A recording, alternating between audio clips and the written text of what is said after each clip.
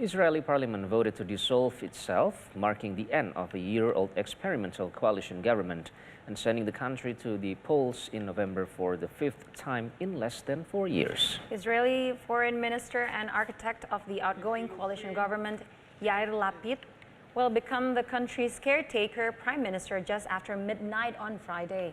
He will be the 14th person to hold that office, taking over from Naftali Bennett. Following the vote, Lapid embraced Bennett before the two swapped shares.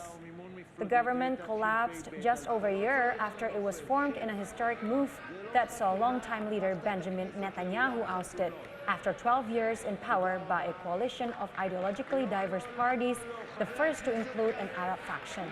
The motion to dissolve passed with 92 lawmakers in favor and none against after days of bickering by coalition and opposition lawmakers over the date of new elections and other last-minute legislation.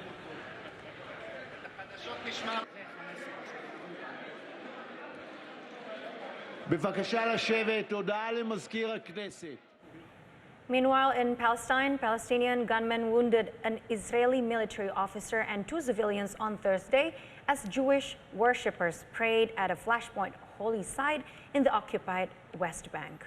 The Palestinian official news agency, Wafa, said that a Palestinian teenager was wounded by live fire and 16 others by rubber bullets in clashes with Israeli forces at the site near the northern West Bank city of Nablus.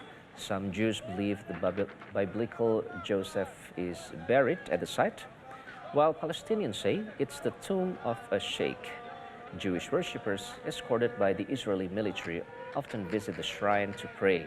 Israeli military said that Palestinian gunmen opened fire on hundreds of Jewish worshippers who came to the site overnight.